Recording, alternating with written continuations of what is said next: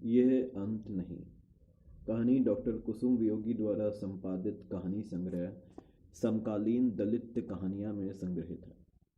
इस कहानी के द्वारा लेखक ओम प्रकाश वाल्मीकि ने हिंदू समाज संरचना में दलितों के हो रहे शोषण, दमन व उत्पीड़न की जटिल प्रक्रिया को चित्रित किया है। ग्रामीण क्षेत्र में दलितों की अस्मिता व अस्तित्व को नकार कर सरवण हिंदू समुदाय जातिवादी प्रवृत्तियों में लिप्त होकर कैसे दलितों को अपमानित करने की हर समय कोशिश करता रहता है, इसे उजागर किया गया है। ये एक दलित परिवार के किए गए अपमान और उस अपमान के विरोध में खड़ी नई पीढ़ी के संघर्ष की वास्तववादी कहानी है। ये बिरमा के साहस और उसके आत्मसम्मान के संघर्ष की कहानी है। तो लीजिए, प्रस्तुत है कहानी ये अंत नहीं। गांव की ठहरी हुई जिंदगी में एक भूचाल सा आ गया था, जहां ऊपरी सतह पर शांति और ठहराव दिखाई देता था, वहीं निचली सतह पर तेज हलचल थी, जो ऊपरी सतह को तोड़ देने के लिए छटपटा रही थी। लेकिन ऊपरी सतह इतनी सुदृढ़ थी कि उसे तोड़ पाना आसान नहीं था। बिरमा ने इस ऊपरी सतह पर चोट की थी, ये जानते हुए भी कि उसकी चोट बेअसर होगी। दूसरों की तरह वो चुप नहीं रह पाई थी। शायद रह भी जाती यदि उसने किशन और उसकी मित्र मंडली के बीच होने वाली बहसें न सुनी होती। इसी जद्दोजहद ने उसके अंतर्मन में विश्वास जगा दिया था। तमाम अभावों के बावजूद मंगलू ने किशन को कॉलेज की पढ़ाई के लिए शहर भेजा था। महीने 2 महीने में किशन और उसकी मित्र मंडली गांव आती थी। शहर के खुले माहौल ने किशन की सोच और मानसिकता को प्रभावित किया था। वे जब इकट्ठे होते तो किसी न किसी मुद्दे पर ऊंची आवाज में घंटों बहस करते। बिरमा की समझ में कुछ भी नहीं आता था। वो अक्सर किशन से पूछती थी, अरे तुम इतनी लड़ाई क्यों कर रहे हो? किशन हंसकर कहता, बुद्धू ये लड़ाई नहीं, बातचीत है। बिरमा हैरान रह जाती, ये कैसी बातचीत है? गांव में तो इसे लड़ाई कहते हैं। इस बातचीत की वो अभ्यस्त हो गई धीरे धीरे। उनकी बातचीत के कुछ टुकड़े उसे याद रहने लगे थे। आत्मसम्मान, आत्मविश्वास, स्वाभिमान, संघर्ष, संगठन, ये सब मात्र शब्द नहीं रह गए थे उसके लिए। वो इनके अर्थ जानना चाहती थी। किशन से पूछती तो वो समझाने की कोशिश करता, लेकिन बिरमा को लगता कि वो समझ नहीं पा रही है। वो मन महसूस कर रह जाती। ऐसे क्षणों में उसे लगता कि काश उसे भी बापू ने स्कूल भेजा होता, किशन की तरह वो भी कॉलेज जाती, तो इतनी बड़ी बड़ी बातें उसकी समझ में ज़रूर आती। उसे लगता कि किशन और उसके दोस्त ज़्यादा पढ़े लिखे हैं, उनके जैसी बातें करने वाला गांव में कोई भी नहीं है। अपनी बस्ती की तो कोई बात ही नहीं, बसीटों में भी ऐसा कोई नहीं है। धान कटाई के उमस भरे दिन थे। मंगलू और सरबती के साथ बिरमा भी धान कटाई के लिए जाती थी। उस रोज वे तेजभान के खेत में धान काटने गए थे। बस्ती के 15-20 स्त्री पुरुष कटाई पर लगे थे। सांझ होने से पूर्व ही धान कटाई छटाई आदि का काम पूरा कर लिया गया था। धान भोरों में भरा जा रहा था। मंगलू, सरबती और बिरमा को एक एक गट्ठर धान मिला था। एक गट्ठर बिरमा के सिर पर रखते हुए मंगलू ने कहा कि तू घर जा, सांझ हो रही है और घर जाके रोटी पाड़ी देख लियो।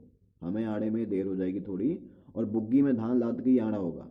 ठीक है, तू चल। बिरमा अकेली चल पड़ी। बाकी मजदूर वहीं रह गए थे। बोझ भारी था। रास्ता कच्चा एवं ऊबड़ खाबड़ था। संभल संभल कर चलना पड़ रहा था। गांव काफी दूर था। गांव से पहले आम का बगीचा था। उसके साथ साथ पगडंडी थी। सुनसान रास्ते पर चलते हुए बिरमा का जी घबराने लगा था। वो जल्दी जल्दी कदम उठाकर चलने का प्रयास कर रही थी, पर बोझ के कारण चलने की गति धीमी थी। बगीचे में सचिंदर दिखाई दिया। उसे वहां खड़ा देखकर बिरमा सहम गई। धान की कटाई के वक्त भी लगातार उसे घूर रहा था। बिरमा ने उसकी नजरें भांप ली थी। उसने जल्दी जल्दी कदम उठाने की कोशिश की ताकि वो बगीचे की ओर से खुले रास्ते पर पहुंच जाए। कुछ कदम चलने के बाद ही उसे लगा जैसे सचिंदर उसके पीछे पीछे आ रहा है। उसकी धड़कनें बढ़ने लगी थीं। बोझ के कारण वो मुड़कर देख नहीं पा रही थी। सचिंदर ने तेजी से आगे बढ़कर उसका रास्ता रोक लिया। बेहाई से बोला, अरे सिर पर इतना बोझ रखा है, थक गई होगी, थोड़ा सा सुस्ता ले। बिरमा ने आग्नेय नेत्रों से उसे घूरा। बिरमा कुछ कहे उससे पहले ही सचिंदर ने उसके गालों को छुआ। उसके स्पर्श से बिरमा के शरीर में जैसे बिजली सी कौंध गई। क्षण भर तो वो सहमी गई थी। सचिंदर ने जैसे ही उसके सीने की ओर हाथ बढ़ाए, बिरमा ने पीछे हटने की कोशिश की। संतुलन बिगड़ा, लेकिन बिरमा ने सिर पर रखा गट्ठर सचिंदर के ऊपर गिरा दिया। अचानक इस हमले से वो गड़बड़ा गया और गिर पड़ा। जैसे ही उसने उठने की कोशिश की, बिरमा ने पूरी ताकत से उसकी जांघों के बीच वार किया। लात का प्रहार इतना तगड़ा था कि सचिंदर उठ नहीं पाया। किसी तरह लड़खड़ा कर खेत में घुसकर गुम हो गया। बिरमा मेड़ पर खड़ी थी। उसे भागता देखकर चिल्लाने लगी। उसने पहले ही झटके में सचिंदर की बेहयाई को कायरता में तब्दील कर दिया था।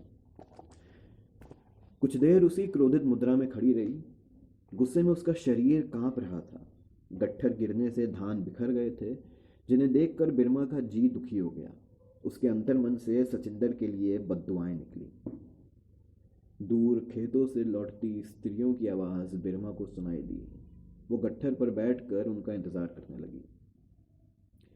बिरमा को रास्ते के बीचों बीच इस तरह बैठा देखकर उन्होंने पूछा, अरे क्या हुआ? कुछ नहीं, ये बोझ गिर गया, करके हाथ लगवा दो। बिरमा ने भीतर उठते शोर को छिपाकर कहा। वो गट्ठर उठवाकर उनके पीछे चल पड़ी। घर लौटकर भी उसका गुस्सा शांत नहीं हुआ था। किशन घर पर ही था। बिरमा का उखड़ा हुआ मुंह देखकर उसने पूछा, क्या हुआ? कुछ नहीं, बिरमा ने सहजता से उत्तर दिया, लेकिन उसे रह रह कर रोना आ रहा था। वो किशन के सामने आने से बचने का प्रयास कर रही थी। मंगलू और सरबती को आने में देर हो गई थी। माँ को देखते ही बिरमा की रुलाई फूट पड़ी। उसे इस तरह हलकान होते देखकर सरबती का हृदय कांपने लगा। वो किसी अज्ञात आशंका से डर गई थी। उसे घर के भीतर ले गई। क्योरी, क्योरी क्या हुआ? रो क्यों रही है? सरबती ने पूछा। मंगलू धान के गट्ठरों को सुव्यवस्थित करने में लगा था। किशन उसका हाथ बटा रहा था। बिरमा की हिचकियां बंध गई थीं। सरबती के ढाढ़स देने पर उसने सारा किस्सा कह सुनाया। सरबती अवाक रह गई थी। उसे लगा जैसे किसी काले साए ने उसके परिवार पर कुदृष्टि डाल दी है। वो गुमसुम हो गई थी। आंखों के भीगे को आंचल से पोंछते हुए उसने बिरमा को समझाने की कोशिश की। उसे ऊंच नीच समझाई, बदनामी का डर दिखाकर चुप रहने की सलाह दी। माँ की एक एक कोशिश बिरमा को कांटे की तरह बींध रही थी। उसे हर सलाह डर और बेबसी का अक्स दिखा रही थी। उसके भीतर एक भीषण तूफान हिलोरे मारने लगा था। वो चुपचाप माँ का एक एक लफ्ज सुन रही थी। बिना कोई प्रत्युत्तर दिए वो उठी और चूल्हा जलाने बैठ गई। चूल्हे की धधकती आग ने उसके अंतस की जलन को और अधिक सुलगा दिया था। वो बेबसी से निजात पाना चाहती थी। उसने अपने आंसू पोंछ लिए थे। मौका देखकर सरबती ने मंगलू से पूरी बात कह दी। मंगलू के पांव तले की जमीन खिसक गई। उसने एक गहरी सांस खींची। रात के गहरे अंधेरे में अपनी पीड़ा को घोलने की चेष्टा करने लगा। कुछ देर की खामोशी के बाद उसने सरबती से कहा, बिरमा को ठीक से समझा देना, किशन से कोई जिक्र ना करे। दोनों के बीच फिर से गहरा सन्नाटा पसर गया था। दोनों अपने अपने भीतर उमड़ते चक्रवात की ध्वनि सुन रहे थे। अंधेरे की सघनता उनके भीतर समा गई थी। मंगलू ने गहरी सोच से बाहर आते हुए कहा, बिरमा की माँ, अब एक मिनट के लिए भी उसे अपनी आंखों से दूर न करियो। टेम बुरा आ गया है। किसी तरह इसके हाथ पीले हो जाए तो कुछ चैन मिले।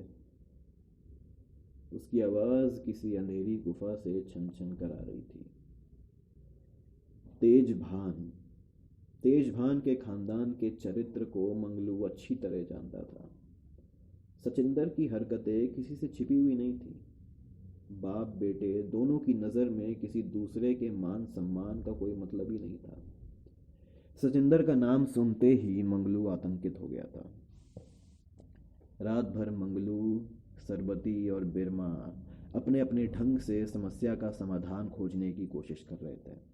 बिरमा ने पूरी रात जाग कर काटी थी। सुबह जब वो उठी तो उसकी आंखें सूजी हुई थी, चेहरा उदास था। वो घर के काम में लग गई थी।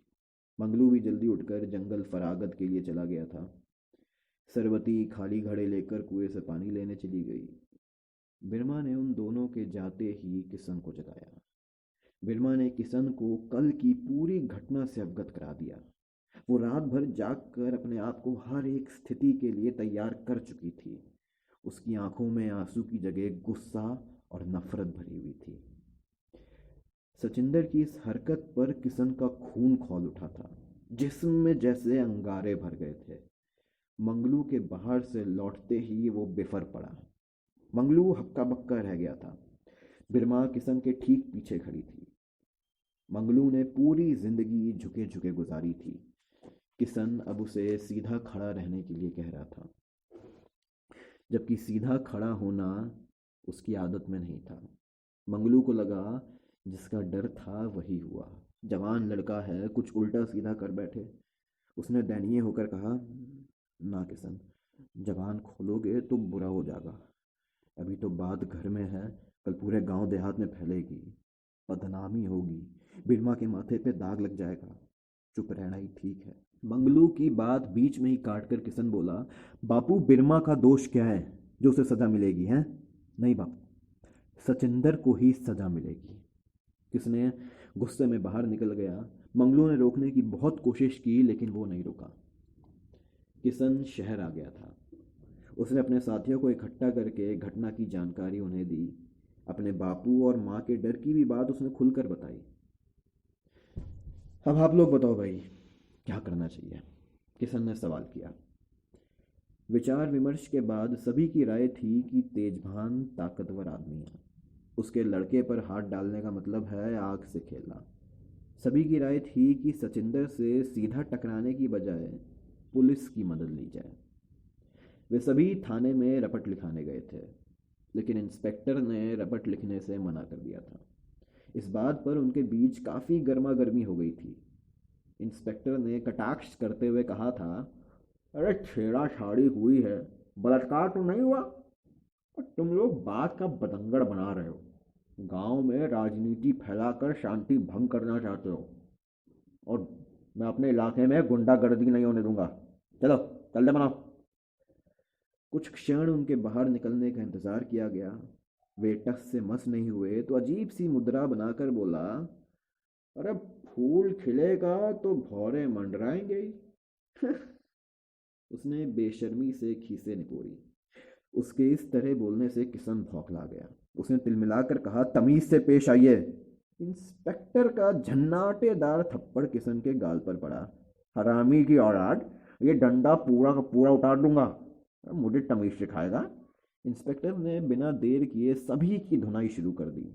अचानक हमले से वे हड़बड़ाकर इधर उधर भागने लगे। पिट पिट कर वे थाने से बाहर आ गए थे। पुलिस के साथ उनकी ये पहली मुठभेड़ थी। कानून की किताबें रटने वाले भी बेबस हो गए थे। प्रवीण कानून के दूसरे वर्ष में था। उसके ही सुझाव पर वे लोग थाने में रपट लिखाने गए थे, लेकिन पहले ही झटके में चारों खाने चित पड़े थे। प्रवीण गहरी असमंजस की स्थिति में था। किशन स्वयं को दोषी मान रहा था। उसे लग रहा था कि सब उसी के कारण हुआ। निराशा की हालत में वे सब सांझ से पहले ही गांव आ गए थे। गांव पहुंचकर उनका गहन विचार विमर्श फिर से हुआ, जिसमें यह तय किया गया कि बस्ती के लोगों को इस घटना की जानकारी देकर एकजुट किया जाए, ताकि गांव में एक दबाव बन सके। सचिंदर ऐसी हरकतें करने से पहले 10 बार सोचेगा। सांझ होते होते ही बस्ती के तमाम बुजुर्गों और नौजवानों को एक जगह बुला लिया गया था। बस्ती के बीचों बीच नीम का पेड़ और एक चबूतरा था। वहीं सब जमा हुए थे। किशन ने खड़े होकर सचिंदर की हरकतों के बारे में सबको बताया। जैसे ही सचिंदर और तेजभान का जिक्र आया, सभी में सन्नाटा फैल गया। सभी चुप्पी साध कर बैठ गए। किशन के बहुत उकसाने पर बूढ़ा धर्मू सुस्त और थकी आवाज में बोला, ये कोई नई बात ना है। गरीब की इज्जत का कोई मतलब ही ना हो गया। अरे ये सब तो होता ही रहा है। चुप रहने में ही भला है। पानी में रह के मगरमच्छ से बैठ लेना ठीक ना है। उसे सभी सहमत दिख रहे थे। लोगों में खुसर पुसर शुरू हो गई थी। धर्मू ने गला खंगार कर बात आगे बढ़ाई। जिंदगी बीत गई है इसी गांव में। कभी न सुना किसी बिरबानी बहू बेटी ने घर आके जिक्र भी किया हो। औरत की लाज चुप रहने में है, ढिंढोरा पीटने में ना है। धर्मू ने जोर देकर कहा।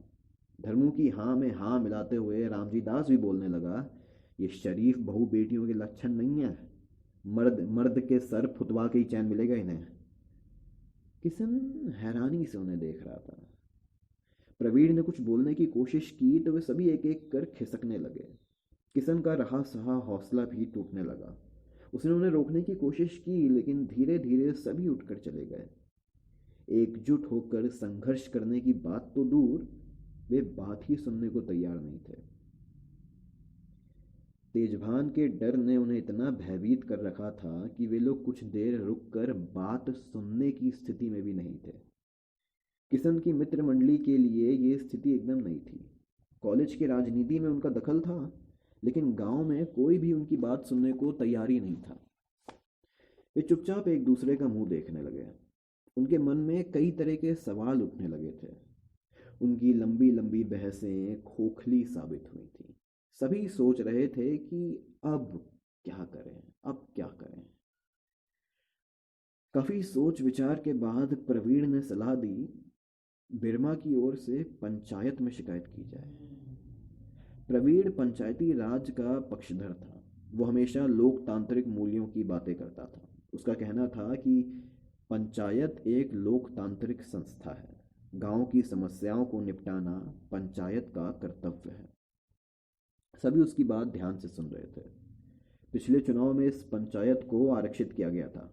बिशन सिंह तुम्हारी बिरादरी का प्रधान है, वो जरूर इस मामले को गंभीरता से लेगा, प्रवीण ने कहा। प्रवीण की राय से सभी सहमत थे, लेकिन किशन की राय भिन्न थी। उसका कहना था कि बिशन तो एक मोहरा है, वो क्या निर्णय देगा, लेकिन आप लोगों की यही राय है तो ठीक है। एक अर्जी तैयार की गई। बिरमा से उस पर अंगूठा लगवाया गया। अर्जी लेकर किशन ही प्रधान के पास गया था। प्रधान ने अर्जी लेने में आनाकानी की। बार बार यही कहा कि किस लिए अर्जी दे रहे हो। अरे किस लिए? अरे किशन ने सिर्फ इतना ही कहा, अर्जी में सब कुछ लिख दिया है। अर्जी उसके हाथ में थमाकर किशन लौट आया। अर्जी देखते ही जैसे भूचाल आ गया था। बिशन सिंह प्रधान पसीने पसीने हो गया था। तेजभान के खिलाफ कोई भी कदम उठाने लायक ताकत उसमें नहीं थी। वैसे ही प्रधानी उसे अभी अभी मिली थी। बिशन के दिमाग में ये बैठा हुआ था कि उसे प्रधान तेजभान ने ही बनाया है, वरना वो क्या था। उसे डर था कोई बवाल ना हो जाए। बिरमा से ज़्यादा उसे अपने लिए खतरा दिखाई दे रहा था। इसलिए अर्जी देखकर वो बुरी तरह डर गया और बिना देर किए वो अर्जी लेकर तेजभान की चौपाल पर पहुंचा। जाते ही अर्जी उनके सामने रख दी। अर्जी देखते ही तेजभान भड़क उठा। भंगी छमारों की ये हिम्मत! तुझे प्रधान इसलिए बनाया था? चौधरी साहब, मैं इसीलिए तो खुद चल के आया हूँ। जब से मंगलू ने किशन को कॉलेज पढ़ने भेजा है, बस्ती में राजनीति होने लगी है। और चौधरी साहब, ज़माना भी तो बदल गया है। बिशन ने हाथ जोड़कर कहा, जमाना अभी भी पहले ही वाला है। तू मुझे सीख दे रहा है? अपनी औकात मत भूल। जमाना तो तब बदलेगा जब हम चाहेंगे। और जाके अपनी प्रधानी संभाल, कहीं वो भी खतरे में ना पड़ जावे। होगा वो ही जो हम चाहेंगे। और इतना उन सबको बता देना, दरोगा से लेकर एसपी सभी अपनी जात के हैं। एक एक को अंदर करा दूंगा। ज़्यादा 3-5 करोगे तो एनकाउंटर में मारे जाएंगे बिन मौत। तेजभान ने प्रधान की कमजोर नस पर प्रहार किया था। वो खिसिया कर रह गया। हाथ जोड़कर विनीत स्वर में बोला, जैसी आपकी मर्जी, मैं तो आपके पक्ष की बात कर रहा था। ठीक है, और जो करना होगा हम बता देंगे, और मामले को ज़्यादा तूल देने की ज़रूरत ना है। और जाके इन्हें समझा, बेमौत मरना चाहते हैं। और हाँ, उन शहरी लफंगों से कह देना गांव में राजनीति ना फैलावें, अंजाम बुरा होगा। और सुना है उन्होंने कोई मीटिंग भी करी थी, हैं? तेजभान ने बिस्ना की ओर इस तरह से देखा जैसे कह रहे हों हमें सब पता है। बिस्ना लौट आया, लेकिन घबराया हुआ। तेजभान कभी भी कुछ भी कर सकता है। प्रधान होकर भी उसकी औकात एक मुलाजिम से कम नहीं थी। अपनी ही बस्ती में वो एक बाहरी व्यक्ति जैसा रहता था। तेजभान ने सचिंदर को भी डांटा। कुछ करना ही था तो हरामजादी को खेत में ही घसीट लेता, खुद ही किसी का मुंह दिखाने जोगी ना रहती। छोड़ आया। सचिंदर मुंह नीचे किया खड़ा रहा। खेत में घसीटने की तो क्या बात, उल्टे बिरमा से ही पिटकर आया था, लेकिन इस बात को उसने छिपा लिया था। गांव भर में ये खबर आग की तरह फैल गई। तेजभान को चमारों से उतना खतरा नहीं था जितना अपने ही कुटुंबदार चौधरी जगबीर सिंह से था। अगर जगबीर सिंह ने हवा दे दी इस मामले को, तो गांव की रीत ही बदल जाएगी। उसने मंगलू को चौपाल पर बुलावा भेजा। देख मंगलू, तू मुझे अच्छी तरह पहचाने है, फिर भी ऐसी हरकत की? क्या समझता है पंचायत हमें फांसी पर चढ़ा देगी? पंचायत है क्या? हमारे पाँव की जूती। प्रधान कोई भी रहे, नकेल हमारे हाथ में होती है। और जा जाके अपनी बेटी को समझा, कुछ ऐसा वैसा हो गया तो मुझे दोष मत देना। हट, आगे तेरी मर्जी। तेजभान की आंखों से आग बरस रहा था। मंगलू चुपचाप लौट आया। अर्जी के बारे में उसे कोई खबर ही नहीं थी। उसने घर पर आते ही किशन पर अपना गुस्सा उतारा। तड़ातड़ डंडे से पीटना शुरू किया। तू तू मुझे कहीं का नहीं छोड़ेगा। पूरे पूरे गांव देहात में तूने बिरमा की बदनामी कर दी है तूने। किशन को देखकर बिरमा दौड़ी। उसने बापू के हाथ से डंडा छीन कर दूर फेंक दिया।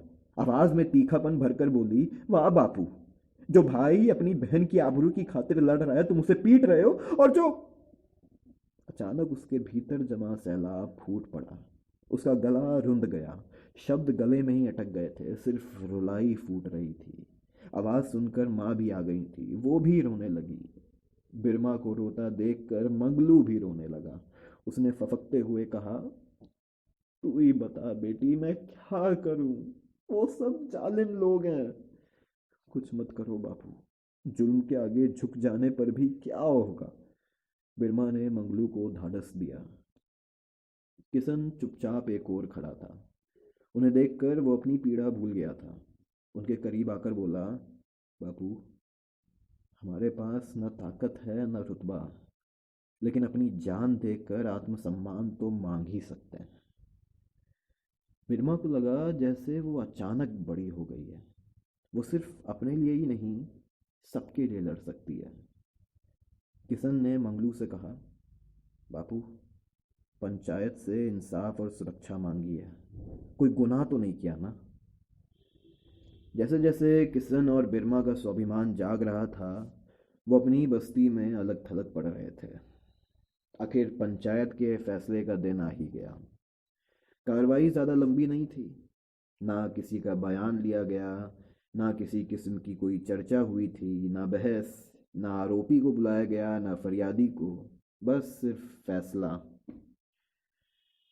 सचिंदर वल्द तेजभान ने बिरमा वल्द मंगलू के साथ राह चलते छेड़खानी करने की कोशिश की। भविष्य में ऐसी घटना ना हो, इसीलिए पंचायत सचिंदर पर 5 रुपये जुर्माना करती है। इस फैसले से किशन और मंगलू अवाक रह गए थे। किशन ने विरोध किया, लेकिन उसे बोलने से रोका गया। पंचों का फैसला परमेश्वर का फैसला कहकर बात खत्म करने की कोशिश की गई। किशन लगातार बोलने की कोशिश करता रहा, लेकिन कुछ लोगों ने उसे धकिया कर बाहर निकाल दिया। तेजभान के लोग उठकर खड़े हो गए थे। लाठियां फिर से लंबी होने लगी थीं। किशन हताश होकर लौटा था। पीछे पीछे मंगलू भी आ गया था। बिरमा ने उनके उतरे चेहरे देखे तो सब कुछ समझ गई। घर में मातम सा छा गया था। शाम तक किशन की मित्र मंडली भी आ गई थी। पंचायत का फैसला सुनकर उनके चेहरे भी उतर गए थे। किशन ने उदास आंखों से प्रवीण की ओर देखा। कहो, कैसा है पंचायती राज? आंखों में सवाल था। प्रवीण जैसे अपने ही भीतर कुछ खंगाल रहा था। उन्हें चुप देखकर बिरमा बोली, किशन भैया ठीक कहवे थे। पंचायत में न्याय ना होता, जात बिरादरी देखी जावी है, गुंडागर्दी होती है पंचायत के नाम पे।